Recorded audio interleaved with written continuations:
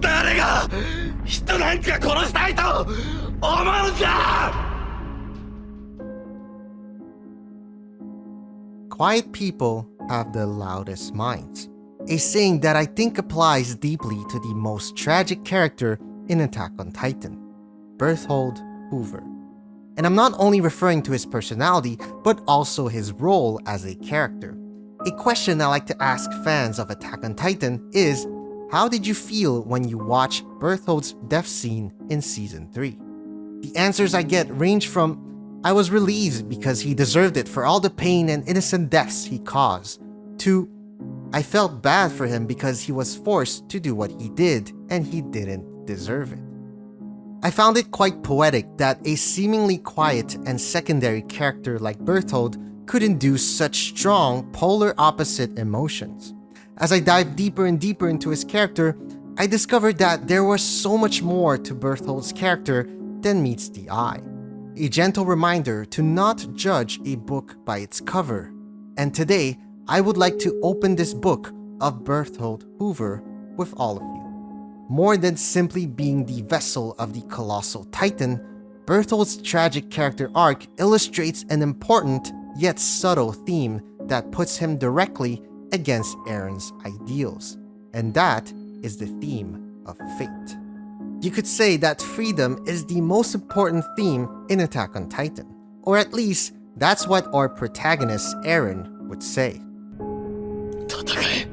But if freedom is such an important part of Attack on Titan, then we cannot ignore its antagonist, fate, the development of events that are beyond one's control. A very fitting description of Bertholdt, especially due to his lack of initiative.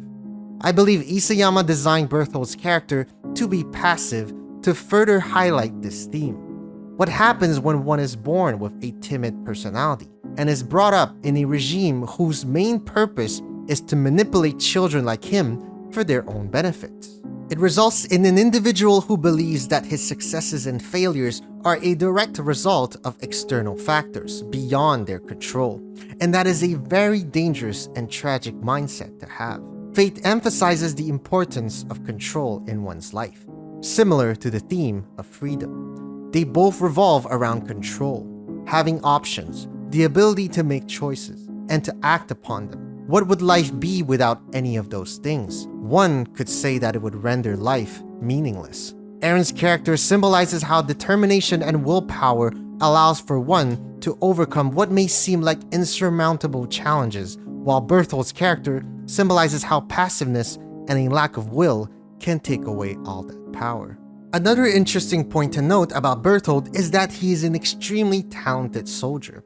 As per Reiner, Bertholdt was the only warrior to have mastered his Titan form on the first try, without ending up exhausted or unable to stand like others have experienced. Not only that, but his talent was also noted by Keith Shadis, and further highlighted in his brief but epic fight against Mikasa during the return to Shiganshina.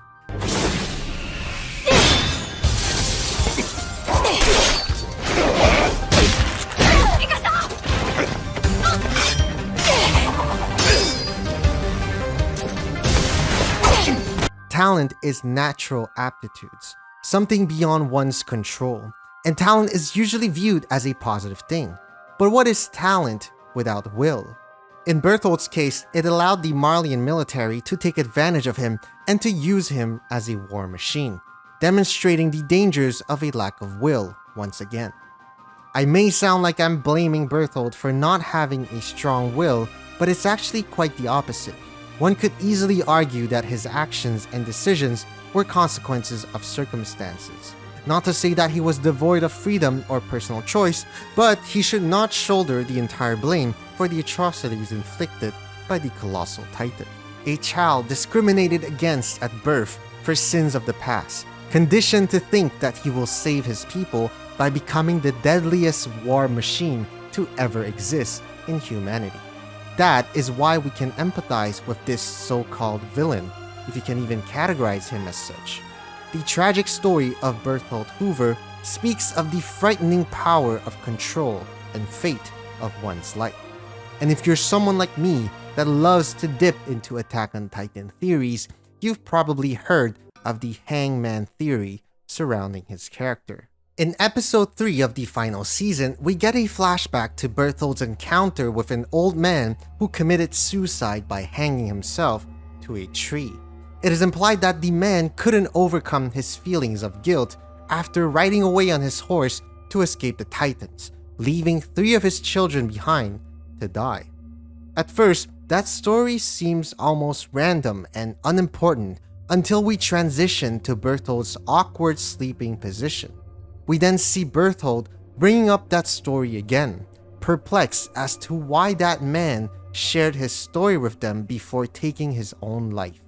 The scene then cuts to Reiner's attempt to kill himself. It is no coincidence that those 4 scenes were sequenced one after the other.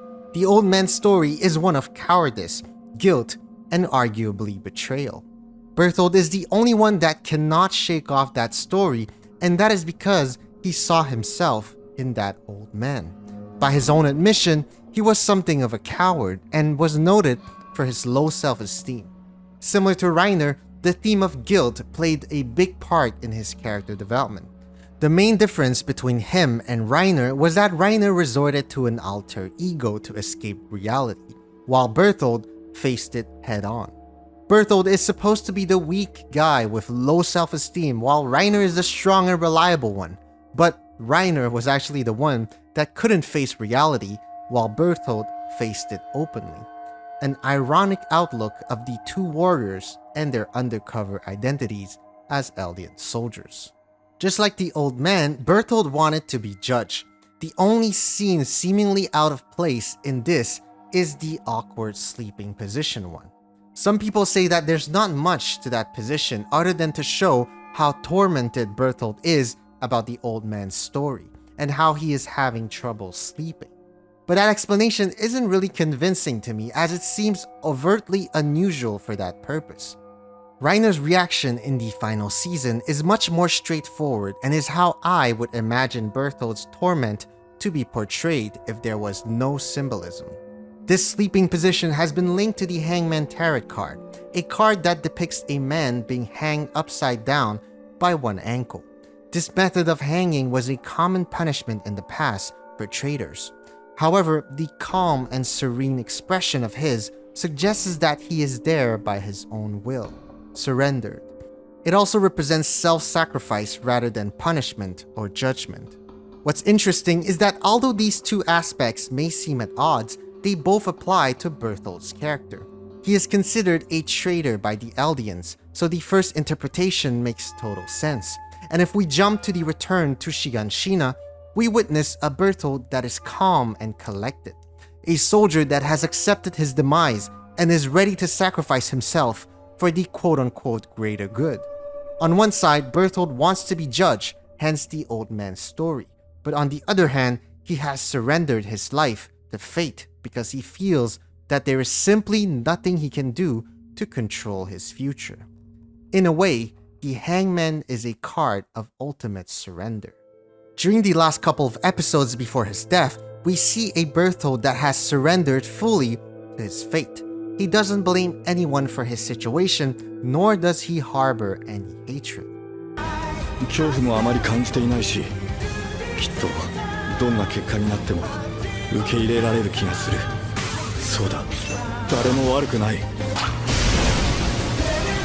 て世界はこんなにも残酷じゃないか。Because this world is just that cruel. He has clearly surrendered himself to fate at that point. Or so it appears. However, when Bertholdt actually comes face to face with death, we see that he is actually scared.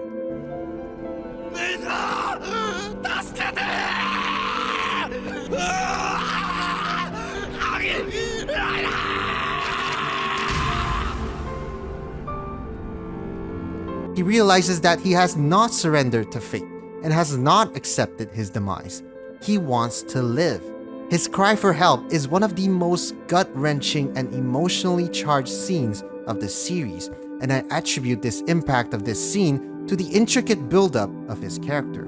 We went over how he had no will, no initiative, and was simply getting pushed one way or the other by external factors. He was supposed to have accepted his fate as a war machine, ready to accept judgment and to surrender. But what do we see during his last moments? A human desperately crying for his comrades to save him, so desperate that he was calling out his enemies to save him. Some people use this scene to belittle Bertholdt's character and call him out for being scared, but I actually really love this scene because it deeply humanizes him. I think on the brink of death, most people would have acted the same way. At that moment, we didn't see the war machine that he was considered to be. Instead, he was just a human being that wanted to live. For once, he tried to overcome his fate.